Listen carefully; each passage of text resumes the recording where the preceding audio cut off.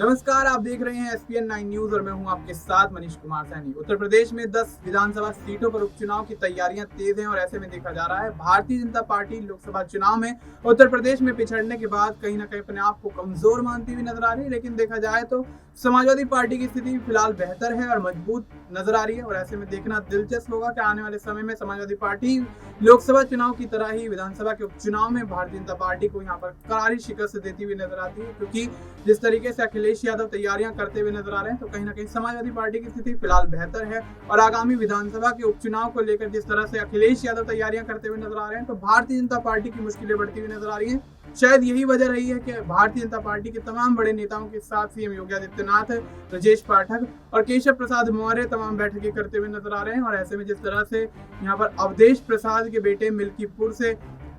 चुनावी मैदान में उतरते हुए नजर आ रहे हैं तो भारतीय जनता पार्टी की मुश्किलें अब एक बार फिर से अयोध्या से समाजवादी पार्टी बढ़ाती हुई नजर आ रही है। अब देखना दिलचस्प होगा कि समाजवादी पार्टी अपनी तमाम सपा के गढ़ वाली सीटों पर जीत दर्ज करती हुई नजर आएगी, क्योंकि 5 सीटें विधानसभा के उपचुनाव में ऐसी हैं जो कि समाजवादी पार्टी का गढ़ मानी जाती हैं। और ऐसे में क्या इन गढ़ में भारतीय जनता पार्टी सेंधमारी करती हुई नजर आएगी या फिर समाजवादी पार्टी जीत दर्ज करती हुई नजर आएगी। और अन्य 5 सीटों पर जिस तरह से अखिलेश यादव दावे करते हुए नजर आए हैं कि गढ़ के अलावा अन्य 5 सीटों पर भी कहीं ना कहीं अखिलेश यादव बाजी मारते हुए नजर आएंगे, समाजवादी पार्टी बाजी मारती हुई नजर आएगी, भारतीय जनता पार्टी को एक बड़ा झटका लगता हुआ नजर आएगा। लेकिन देखा जाए तो चुनावी मैदान में केवल भारतीय जनता पार्टी और समाजवादी पार्टी ही नहीं है, यहाँ पर आजाद समाज पार्टी और बहुजन समाज पार्टी भी चुनावी मैदान में। आपको बता दें कि बहुजन समाज पार्टी पहली बार उपचुनाव के मैदान में उतरती हुई नजर आ रही है, क्योंकि मायावती ने जिस तरह से लोकसभा चुनाव में करारी शिकस्त का सामना किया है तो कहीं ना कहीं उसको देखा। ऐसे में कहीं ना कहीं मायावती ये चाह रही है कि विधानसभा के उपचुनाव में कुछ सीटें निकालती हुई यहाँ पर